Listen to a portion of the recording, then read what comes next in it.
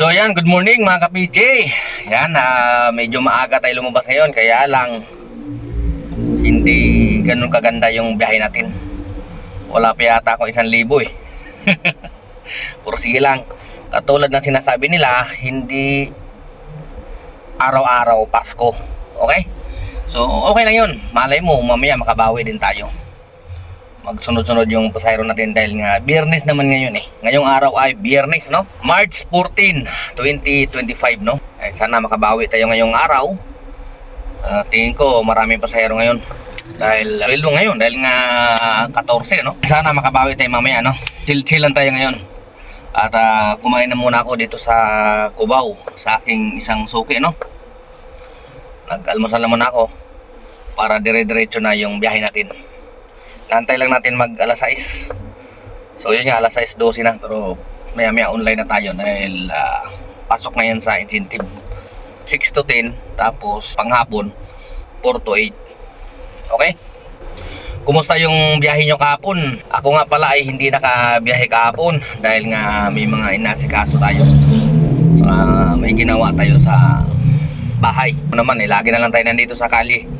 Kaya minsan naglalaan talaga ako ng oras sa bahay para makasama din sila, aking pamilya, no? Eh, diba kahit coding na ibibiyahe pa natin kahit coding, kaya kailangan din natin ng mahabang pahinga, tapos banding sa pamilya, no? Kaya yun yung ginawa ko kahapon. So ngayon, bakbakan tayo ulit. Dire-diretso ulit to. So mamaya update ko kayo kung okay ba yung biyahe natin ngayon. Sana lang makabawi. Aga ako lumabas kanina, alas 2 lang. Eh kaso bagal yung booking yan, naka-4 na booking pa lang yata ako. Kaso maliliit eh. Hindi ako nakarating ng Pasay, hindi ako nakarating ng airport.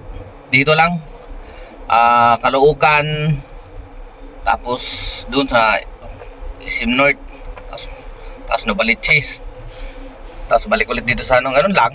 Kaya maliit lang yung earnings ngayong umaga. So tara, let's go. Online na tayo.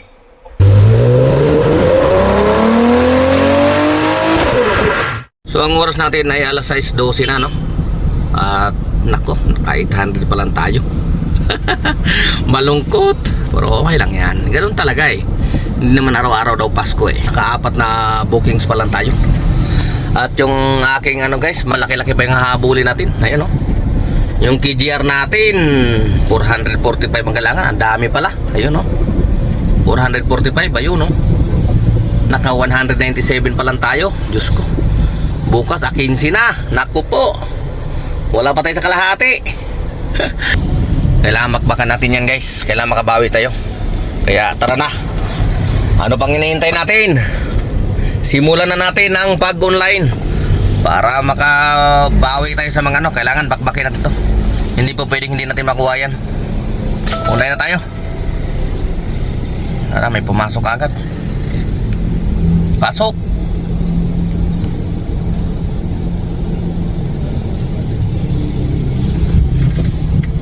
Bukas natin. Ayan na. Ayan na.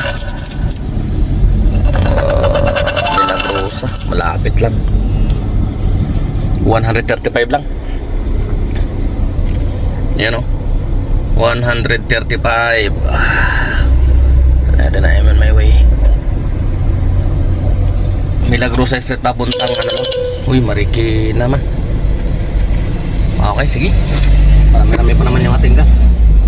Okay lang yan. Sige, let's go.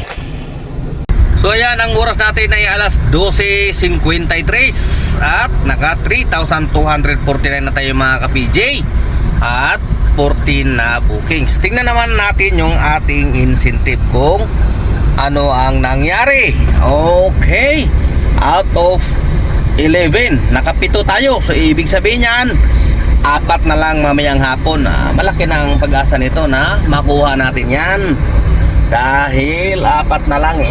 Saglit na lang yan. Ngayon ay kakain na muna tayo mga ka-PJ dahil mag-alauna na, no? Gutom na. Kumain na muna tayo. Sabay pagkakain, pakpak agad. Dire-diretso hanggang matapos yung incentive. at mahit man lang yung 5,000 natin para ngayong araw. Okay, ito may pumasok pa huli oh.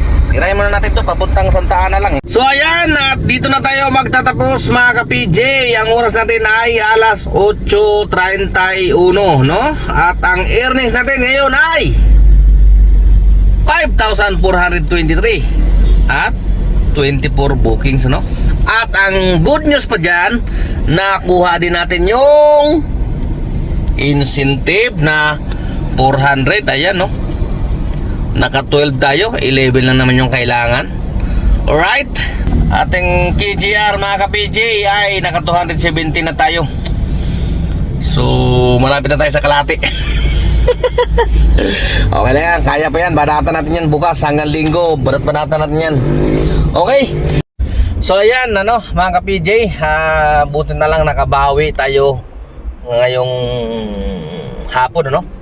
Dahil kaninang umaga medyo hindi ganun kaganda yung biyahe natin. Biruin mo, alas 6 na ng umaga, no? Pero naka 800 pa lang tayo. Kaya medyo malungkot tayo kanina.